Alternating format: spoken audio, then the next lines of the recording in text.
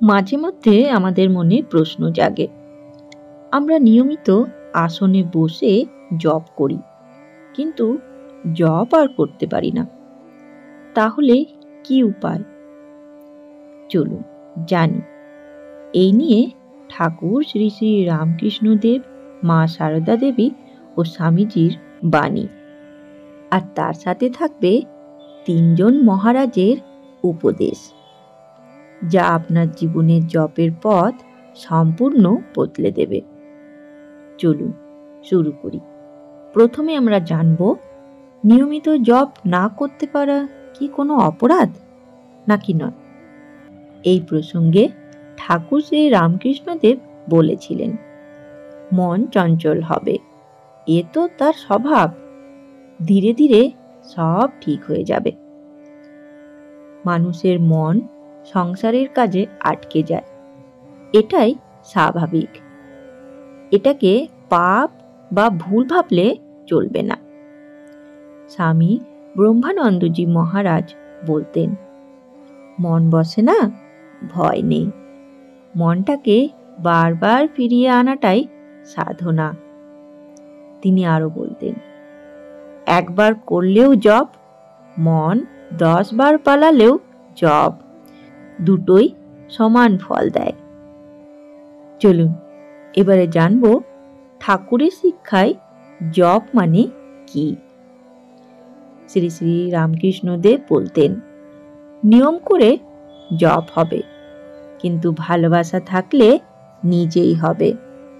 তিনি আরো বলতেন, পথে যেতে যেতে, কাজ করতে করতে, শুতে শুতে জপ করো।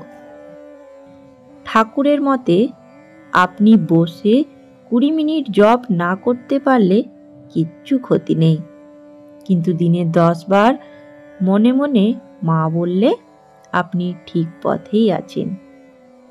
এবার জানব, শ্রী শ্রী মা সারদা দেবীর নির্দেশে জপ কি।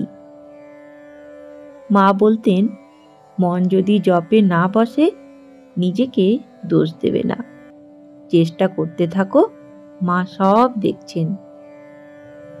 তিনি আরো বলতেন, কাজ করতে করতে জপ করলে মা আরো খুশি হন।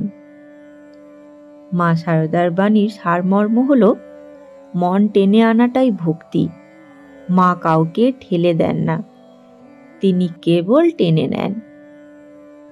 চলুন এবার জানি, স্বামী বিবেকানন্দের শিক্ষায় জপ কি।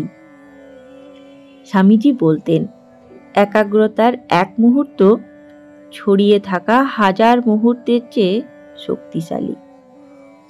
তাই 2 মিনিট মন দিয়ে জপ 20 মিনিট অলস জপের থেকেও 1000 গুণ বেশি ফলদায়ক।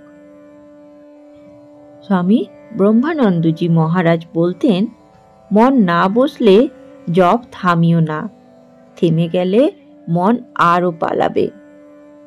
তিনি শিষ্যদের বলতেন, জপকে বন্ধু করো, ভয় পেও না। স্বামী তুরীয়ানন্দজি মহারাজ বলতেন, যদি মন চঞ্চল হয়, গলা উঁচু করে জপ করো, শব্দ মনকে বেঁধে রাখবে। তার ভাষায়, জপ করতে পারো বা না পারো, নাম স্মরণ করো। তিনি নিজের জীবনে দিনে 1000 বার নাম জপ করতেন এবং বলতেন, জপ মনকে ধোয়ার কাজ করে। স্বামী শিবানন্দজি মহারাজ বলতেন, জপকে ভালোবাসা বলে মনে করো, মাকে ডাকতে ডাকতে নিজেই মন স্থির হয়ে যায়। তিনি আরো বলতেন, জপকে বোঝা ভাবলে জপ হবে না, জপকে আনন্দ ভাবলে জপ গড়ে উঠবে। চলুন এবার আমরা জানব, কেন বসে জপ করলে মন পালায়। ঠাকুর শ্রী রামকৃষ্ণদেব বলতেন, মন হলো বাঁদর, চঞ্চল হবেই, তাই মন পালালে হতাশ হবেন না, এটাই তার প্রকৃতি। একজন মহারাজ বলেছিলেন, মন পালানো মানে মন বেঁচে আছে। এবার জানব, জপ করতে না পারলে 6টি কার্যকারী উপায়। প্রথম, প্রতিদিন মাত্র 2 মিনিট আসনে বসুন।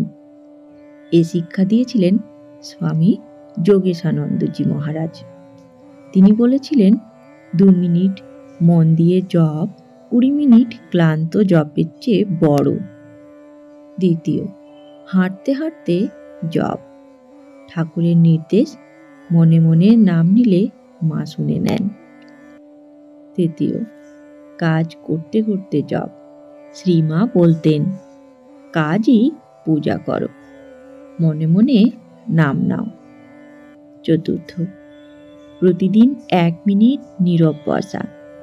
শিবানন্দজি মহারাজ বলতেন, মনের উপর জোর দিও না, আগে শান্তি আনো, তারপর জপ। পঞ্চম, দিনভর ক্ষুদ্র নাম স্মরণ, যেমন খেতে বসে, বাইরে যাওয়ার আগে, রাতে ঘুমোতে শুধু বলুন, মা তুমি আছো। এটাই পরিপূর্ণ জপ। ষষ্ঠ, নিজের নাম যোগ করে জপ। তুরীয়ানন্দজি বলতেন, নামকে হৃদয়ের ভেতরে ঢুকিয়ে দাও, নিজের দুঃখ ভালোবাসা মেশাও। চলুন এবারে একটি গল্প শুনবো, তাতে ঠাকুর কি বলেছেন, মন পালালেও জপ কিভাবে সফল হবে। এক ভক্ত ঠাকুরকে একদিন বলল, মন 10 বার পালায়। ঠাকুর বললেন, তুমি তাকে 11 বার ফিরিয়ে আনো, এই ফেরানোই তো জপ।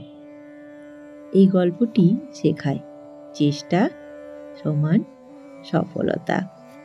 চলুন শুনতে শুনতে আমরা চলে এসেছি একেবারে শেষ পর্যায়ে। এখানে রাজা মহারাজের উক্তি, মাকে ডাকলে তিনি কখনো ছাড়েন না। শিবানন্দজি মহারাজের উক্তি, প্রতিদিন একটু একটু করো, ঈশ্বরের কাজ ধীরে ধীরেই হয়।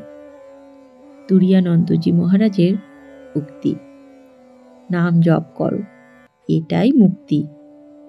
শেষে ঠাকুরের বাণী, মা একবার ডাকলে তিনি আর ছাড়বেন না। বন্ধুগণ, আশা করি আজকের এই ভিডিওতে আপনাদের জব সম্পর্কিত অনেক প্রশ্নের উত্তরই পাওয়া গেল। ভিডিওটি ভালো লাগলে অবশ্যই লাইক করে বন্ধুদের সাথে শেয়ার করে নেবেন। আর চ্যানেলটিকে যদি সাবস্ক্রাইব করে না থাকেন, তাহলে অনুরোধ রইল ঠাকুর, মা, স্বামীজির এই চ্যানেলটিকে সাবস্ক্রাইব করে নেবার, যাতে তাদের এই বাণী সবার প্রথমে আপনার কাছে পৌঁছে যায়। ধন্যবাদ, ভালো থাকবেন। জয় ঠাকুর, জয় মা, জয় স্বামীজি।